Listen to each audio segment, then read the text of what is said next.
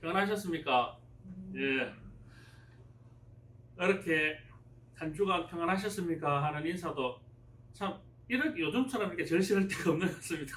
하도 평안하지 못하신 분들이 많고 여러 가지 막 사태들이 생기다 보니까 한 번만 코로나가 걸리셔도 그 주변에 어떤 여러 명들이 여러분들이 뭐 여러 가족이라든가 교회라든가 뭐 직장이라든가 여러분들이 또 뭐 피해를 입고 이런 일이 많다 보니까 진짜 평안하십니까? 한 주간 안녕하셨습니까? 그 인사가 얼마나 좀 새롭게 와닿는지 모르겠습니다. 늘 평안할 때는 그게 뭐 당연한 것처럼 그 평안들이 그렇게 느껴졌는데 요즘 같은 시기에 보니까 그것이 당연하진 않더라고요. 참 하나님의 은혜가 있었기 때문에 우리가 한 주간 또 평안하게 잘 지내지 않았나 이렇게 생각해 봅니다. 한 주간 우리 교회와 우리 성도님들에게 함께 해주신 하나님의 은혜에 감사드립니다. 아멘.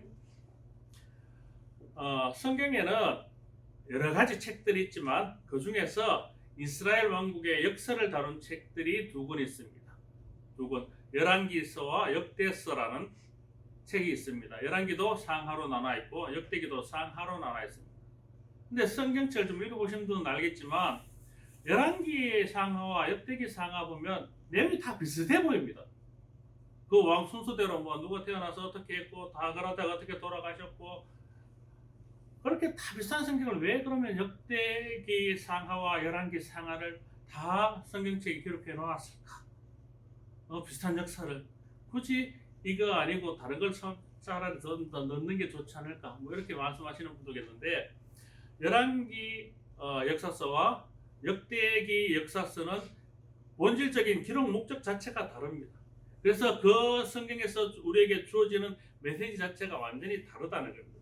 얼핏 읽으면 그 내용이 비슷해 보여가지고 똑같은 내용 아닌가 중복대가 저거 필요했나 라고 얘기하는 거지만 사실 그 안에 있는 기술된 내용들을 자세히 살펴보면 역사서라는 것이 그러니까 역사를 기록하는 사람의 역사적 관점이 들어갈 수밖에 없습니다. 그러다 보니까 그 역사가 어떤 역사적 관점을 중점적으로 기록했냐에 따라서 내용이 조금 바뀝니다. 내용이 바뀐다고 해서 팩트가 바뀌는 것이 아니라 어떤 사실 위주로 기록했냐 하는 것이 조금 바뀐다는 얘기입니다. 열왕기 역사서는 이스라엘 역사를 순서대로 기록하면서 무엇에 중점을 뒀냐 하면 하나님을 떠나지 말라는 데 중점을 둔 겁니다. 즉 하나님을 떠나면 너희들이 처벌을 받을 수 있다. 하나님을 떠나면 망할 수 있다. 죽을 것이다. 그러니까 늘 하나님과 함께해라. 하나님과 함께 했을 때 어떤 왕들이 복을 받았고 어떤 왕들에게 침략을 받았고 하여튼 이런 것들을 기록해 놓은 것들이 이런 형식으로 기록해 놓은 것이 바로 열왕기의 역사서입니다. 그럼 역대기의 역사서는 어떤 것이겠습니까?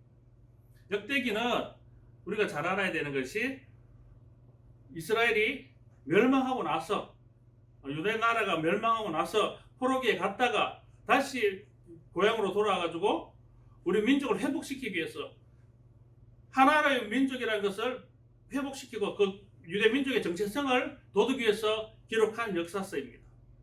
그러니까 하나의 민족이라는 것을 도두고 정체성을 회복하기 위해서 가장 중요한 것이 무엇이겠습니까? 바로 종교성을 회복하는 겁니다. 하나님에 대한 종교성을 회복하는 겁니다. 하나님이 우리의 하나님이고 하나님은 우리를 구원자시고 하나님과 함께할 때 우리가 회복될 수 있다는 그런 메시지를 부여하는 것이 가장 중요했다라는 겁니다. 그래서 역대기 사가는 열왕기 사가와 좀 다른 방향으로 역사서를 기록하고 있습니다. 열왕기에서 역사서를 기록할 때는 하나님을 떠나지 마라. 떠나면 멸망할 것이다. 라고 기록했다면 역대기의 역사서는 반대로 우리가 하나님을 떠나서 멸망되었지만 그럼에도 불구하고 우리가 회개하면 하나님이 용서해 주실 것이다. 회개하면 하나님 회복시켜 주실 것이다. 회개를 촉구하고 회개를 통해 다시 한번 하나님의 백성으로 회복하자라는 관점으로 기록된 것이 바로 역대기 역사서라는 겁니다. 오늘 말씀을 보겠습니다. 오늘 말씀은 므낫세가 기도한 내용입니다. 므낫세는 어떤 왕입니까? 히스기야 왕이 뒤늦게 낳은 아들입니다. 그래서 히스기야 왕이 죽고 왕에 등극했을 때 12살밖에 되지 않은 그런 어린 나이에 왕이 되었던 사람입니다.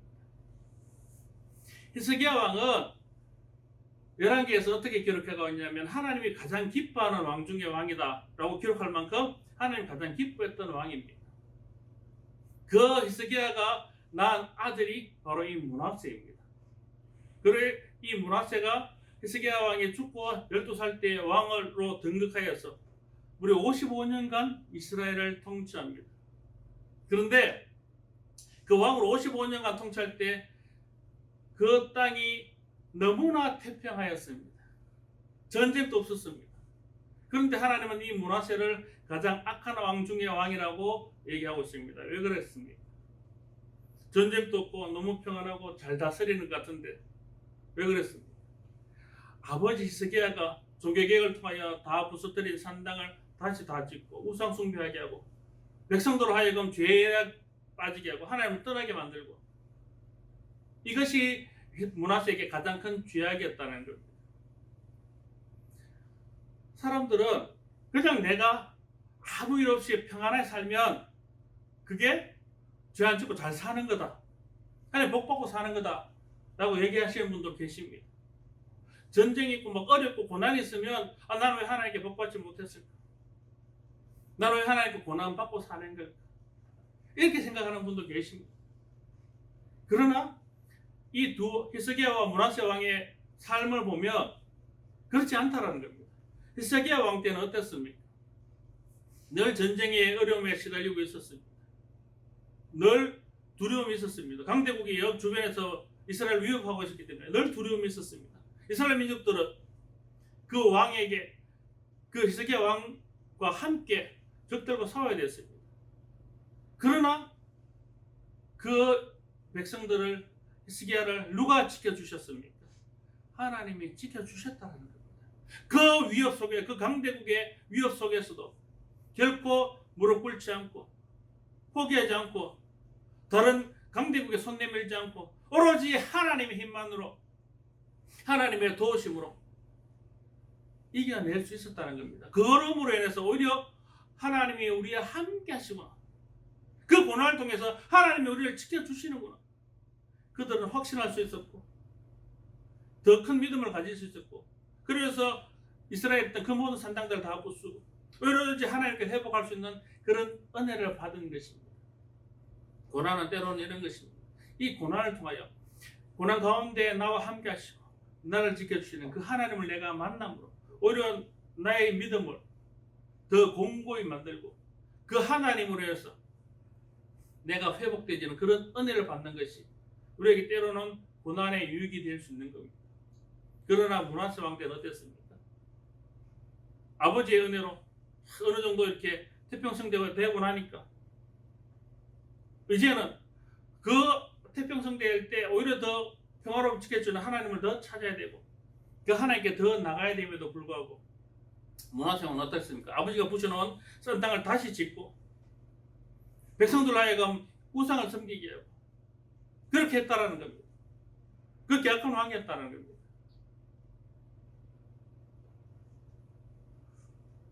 태평성대가 우리에게 아무 고난이 없는 것이 결코 은혜가 아니라는 것을 므낫세 왕을 통해서 알 수 있습니다. 55년 태평성대가 결코 은혜가 되지 못했다는 겁니다. 왜? 우상을 섬기게 되고 하나님을 떠나게 되고 하나님이 우리의 여호와인지 우리의 하나님인지 우리가 깨닫지 못하고 살아가는 시간들이 그만큼 길었다는 겁니다. 그로 인해서 우리는 죽을 갈 수밖에 없는 거고 그로 인해서 우리는 멸망의 길로 들어갈 수밖에 없었던 것입니다. 오히려 고난이 있을 때는 하나님을 찾게 되고 그 고난으로 인해서 하나님 우리를 지켜주신 하나님을 내가 만나게 되고 그 하나님을 만남으로 나의 믿음이 하나님께로 더 자랄 수 있는데 오히려 아무런 고난 없을 때 하나님이 나의 하나님인지 모르고 하나님을 인정하지 못하고 오히려 나의 뜻대로 나의 마음대로 산당을 짓고 우상을 섬기고 죄를 범죄하고 살았던 것입니다. 그러나 우리 하나님은 이런 죄악 가운데 있는 므낫세도 결코 그대로 내버려 두시지는 않았습니다. 여기서 역대기에서 기술하고 있는 중요한 내용이 나옵니다. 열왕기 역사서에 보면 므낫세가 하나님께 악을 행함으로 하나님께서 벌을 받았다라고 기록하고 있습니다. 그 회개 내용이 나오지 않습니다. 회개한 것은 크게 중요하지 않았습니다. 열왕기 역사가에게는 하나님을 떠나면 버림받는다, 죽을 수밖에 없다라는 것을 강조하여서 하나님의 백성들이 하나님을 떠나지 못하게 하는 것에 중점을 다뤘기 때문입니다. 그러나 역대기 역사서는 어떻습니까? 아까 얘기한 것처럼 하나님께 버림받고 멸망되고 포로로 끌려갔습니다. 그 후에 다시 돌아와서 이제 다시 한번 하나님의 백성으로 회복되고 싶은데 회복돼야 되는데 어떻게 하면 회복될까?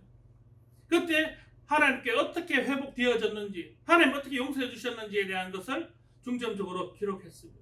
그래서 이 므낫세의 기도가 역대기 역사서에는 들어가는 겁니다.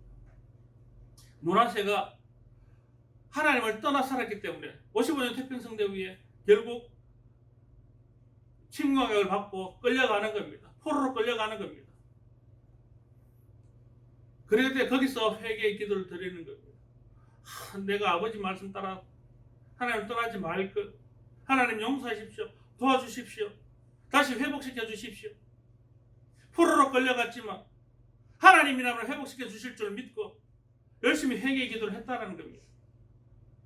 그러자 하나님이 그를 긍휼히 여기서 다시 이스라엘 왕으로 복귀시켜주고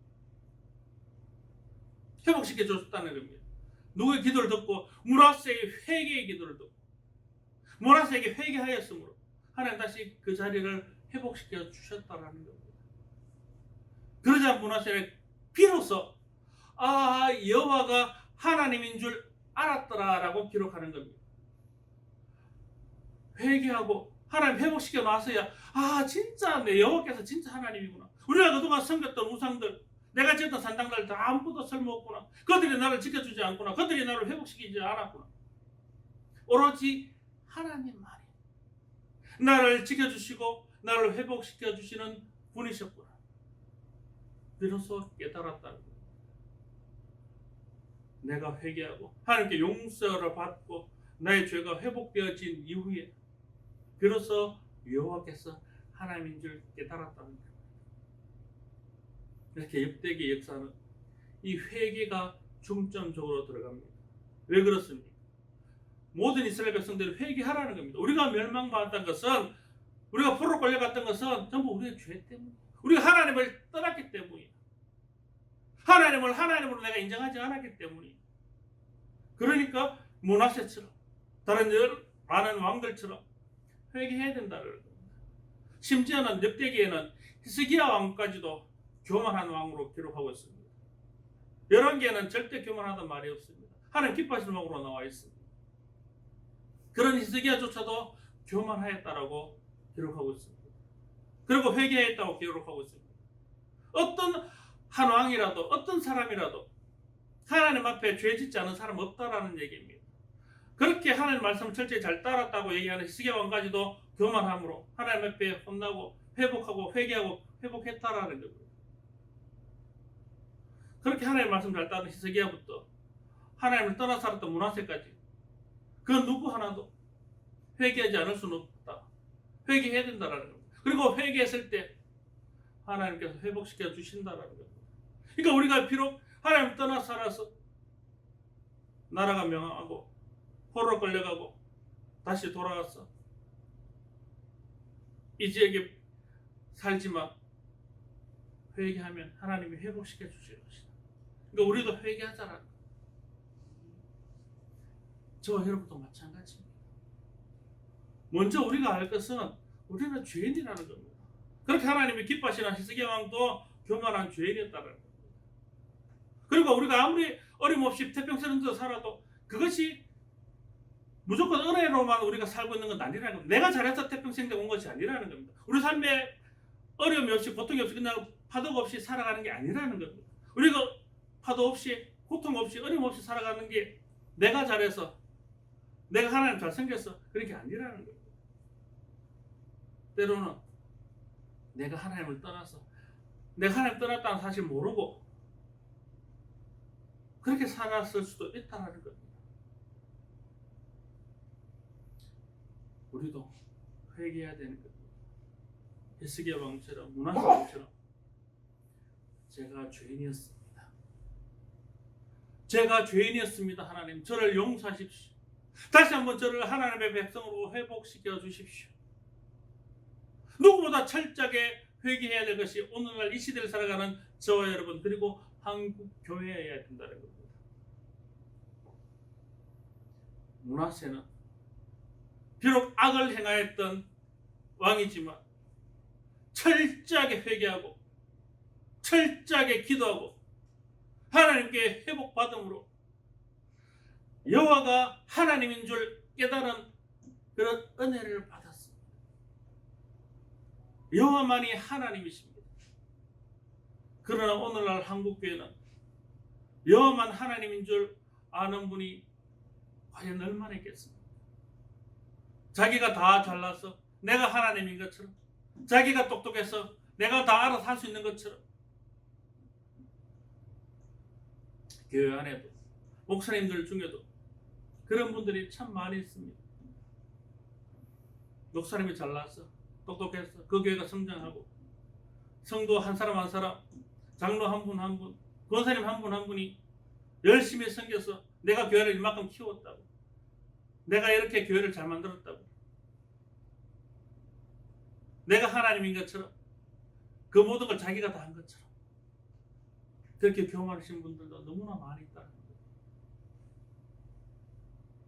누가 하시는 겁니까? 누가 하나님이십니까? 여호와만이 하나님이십니다. 그분이 하셨기 때문에 우리가 이 자리에 예배 드릴 수 있는 거고, 그 교회들이 성장할 수 있었던 거고, 많은 사람들이 하나님 앞에 회개하며 돌아올 수 있었던 것입니다. 그러나 그런 하나님의 은혜는 다 있고 모든 건 내가 다 한 것처럼, 우리가 다 한 것처럼 교만하고 하나님을 떠나서 우리끼리 잡당 모의하고, 그래서 그것으로 도출된 결론을 하나님이 주신 것처럼 포장하고 거짓을 만들고, 이러다 보면 한국교회는 회개를 잃어버리는 것입니다. 한국교회는 더 이상 여호와를 하나님 인정하지 않는 것입니다. 한국교회는 하나님을 떠나게 되는 것입니다. 지금 많은 세상의 사람들이 교회를 어떻게 바라보고 있습니까? 교회를 굉장히 안 좋은 혐오 집단으로 바라보고 있습니다. 이게 과연 하나님이 원해서 된 것이겠습니까? 우리의 잘못으로 된 것이겠습니까? 우리의 잘못으로 된 것입니다. 우리 하나님을 믿는다는 우리 백성들이, 하나님의 백성들이 좀 더 겸손하지 못하고, 좀 더 하나님께 돌아가지 못하고, 우리의 잘못을 좀 더 회개하지 못하고, 우리의 잘못을 남에게 전가하고, 타인을 비판하고, 타인을 섬기지 못하고, 오히려 그 위에 군림하려고 하고, 이런 모습들이 쌓이다 보니까 어느새 교회의 주인은 하나님이 아니요 특정한 한두 명의 교회 세력들, 그분들로 인해서 그분들이 하나님인 것처럼 오히려 떠받침을 받고, 오히려 그분들의 입김으로 인해서 교회가 세상으로부터 지탄받는 교회가 되어버리고, 이것이 오늘날 한국교회의 모습입니다. 오늘 이 한국교회가 회개하지 않으면 어쩌면 이스라엘과 유대와 같은 그런 하나님의 징벌이 우리에게도 있을 줄 믿습니다. 많은 하나님의 교회가 하나님께로 다시 돌아오고 회개하고 회복하지 않으면 한국 교회의 위기는 지금부터 시작인 줄 믿습니다. 왜 위기가 왔습니까? 우리가 죄인인 줄 모르기 때문입니다. 하나님이 하나님이신 줄 모르기 때문입니다. 내가 하나님인 줄 알고, 우리가 하나님인 줄 알고, 우리 교회가 최고인 줄 알고, 우리만 찾기 때문에 한국 교회의 위기가 왔습니다. 우리가 아닙니다. 하나님입니다. 하나님이 최고시고 하나님만이 우리의 여호와시고, 그 하나님만이 우리를 회복시켜 줄 수 있는 분임을 믿고, 우리는 죄인임을 깨닫고 그 하나님께로 돌아가서 회개하고 기도해야 될 줄 믿습니다. 지금 회개하지 않고 지금 기도하지 않으면 우리에게 어쩌면 회복의 역사가 일어나지 않을지도 모르겠습니다. 지금은 회개해야 되고 기도해야 되고, 그 회개의 기도를 통해 다시 한번 한국교회가 회복되는 역사가 일어나야 될 줄 믿습니다. 그 역사를 만들어가는 것이 바로 여기 있는 저와 여러분 한 사람 한 사람, 우리 모두의 기도가 모였을 때, 우리 모두의 회개가 모였을 때 그런 역사가 일어날 줄 믿습니다. 바라기는 우리 엘림교회의 주인이 하나님이심을 알고, 우리의 하나님이 우리의 구원자심을 알고 그분께 나와 회개하고 회복해달라고 기도하고, 그래서 그분의 은혜로 다시 한번 회복되어져서 하나님이 기뻐하는 교회, 세상으로부터 하나님의 교회로 칭송받는 교회, 그런 교회로 회복되게 해달라고, 그런 회복이 일어나는 교회가 되길 수 있도록 우리 이제 기도하여 그런 회복의 역사가 일어나기를 주님의 이름으로 축원합니다.